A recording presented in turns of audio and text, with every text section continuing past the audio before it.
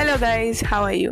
I am Dev Priya, your host, and you are watching The Finance Sunday, where we talk about the markets on a weekly basis. Nifty 50 ने इस हफ्ते 0.42 points gain किए हैं, जबकि जो oil है उसका प्राइस है वो $114 पर बैरल तक भी गया है. Despite that Nifty rose.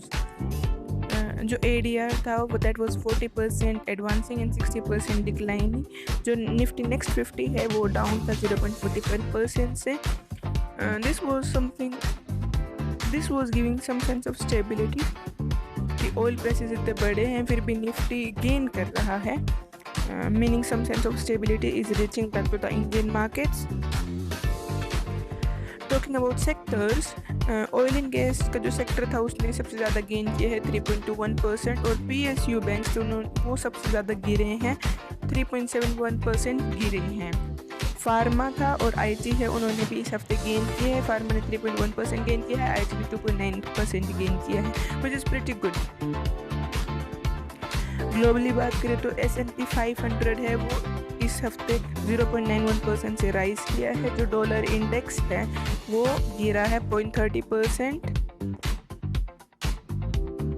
Next we talk about commodities. जो गोल्ड है वो 1.33% से नीचे गिरा है, बट इस पूरे साल में स्टार्टिंग फ्रॉम 2026 से अभी तक अप्रैल तक गोल्ड ने ना ऑलरेडी बहुत अच्छे रिटर्न जनरेट कर दिया है ऑन द इन्वेस्टमेंट्स.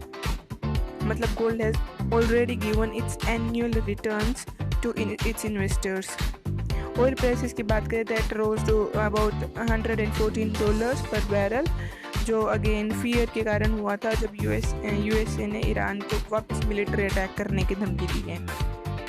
और जो रुपी है that hits record low about 95.33 पर डॉलर, जो एक अच्छी न्यूज़ नहीं है. मैनेजमेंट चैप्टर की बात करें तो इस हफ्ते फेडरल रिजर्व ने अनाउंस किया है कि there are no rates hike और स्ट्राइक डाउन. जो रेट है वो स्टडी रहेंगे about 3.5% due to Middle East में जो अनसर्टेनिटी है उसकी वजह से. नेक्स्ट न्यूज़ आती है फार्मा सेक्टर से अबाउट सन फार्मा कंपनी, जिसने एक्विजिशन अनाउंस किया है द ऑर्गेनाइजेशन कॉरपोरेशन कंपनी. और सिर्फ इसी अनाउंसमेंट की वजह से सन फार्मा के स्टॉक एक दिन में 7% तक राइज कर गया. ये एक बहुत बड़ा एक्विजिशन था, क्योंकि due to this acquisition Sun Pharma है ना वर्ल्ड के टॉप लीडिंग 25 कंपनीज के अंडर आ सकती है. नेक्स्ट न्यूज़ की बात करें वो आती है रिलायंस से. रिलायंस ने इस फाइनेंशियल ईयर में $10 बिलियन एनुअल प्रॉफिट किया है. ये एक बहुत बड़ा बेंचमार्क है. This is the first company of India to reach this mark. Financial year 2026 में रिलायंस ने 95,610 करोड़ का प्रॉफिट किया है with 18% year on year increase, and this has made Reliance to be the first company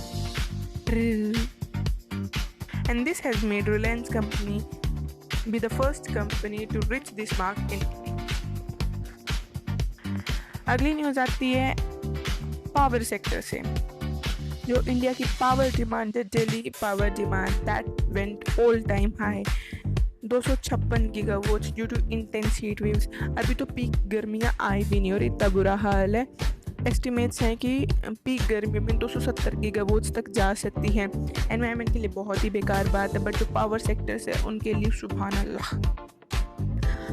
अगले इस हफ्ते बहुत सारी US कंपनीज़ के रिजल्ट्स आए हैं.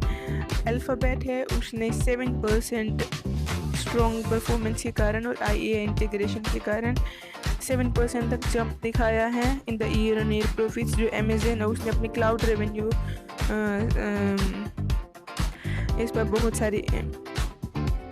इस हफ्ते बहुत सारी इंटरनेशनल कंपनी जो USA में लिस्टेड हैं उनके भी रिजल्ट्स आए हैं.